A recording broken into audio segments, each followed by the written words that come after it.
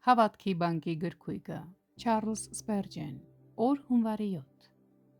Սրանցից էլ ավելի մեծ բաներ կտեսնես Հովհաննես 1:50 խոսք Սա ասվում էր պարզամիտ հավատացյալին, որը պատրաստ էր ընդունել Հիսուսին որպես Աստծո որդի Իսրայելի թագավոր մեկ համոզիչ փաստարկի հիման վրա Նրանք, ովքեր ցանկանում են տեսնել, կտեսնեն Հենց այն պատճառով, որ մենք փակում ենք մեր աչքերը, մենք այդքան ցավալիորեն կուրանում ենք։ Մենք արդեն իսկ շատ բան ենք տեսել։ Տերը մեզ ցույց է տվել մեծ եւ անհասկանալի բաներ, որոնց համար մենք գովաբանում ենք նրա անունը, բայց նրա խոսքում կան ավելի մեծ ճշմարտություններ, ավելի խորը փորձառություններ, հաղորդության ավելի բարձր գագաթներ, օգտակարության ավելի մեծ գործեր, զորության, սիրո և իմաստության ավելի խորը գաղտնիքներ։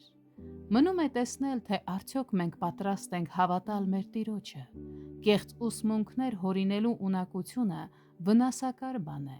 բայց ճշմարտությունը տեսնելու ունակությունը օրհնություն է։ Երկինքը կբացվի մեզ համար, այնտեղի ճանապարհը մեզ համար պարզ կդառնա մարդու որդու միջոցով, և վերին և ստորին թագավորությունների միջև հրեշտակային հաղորդակցությունը ավելի ակնհայտ կլինի մեզ համար։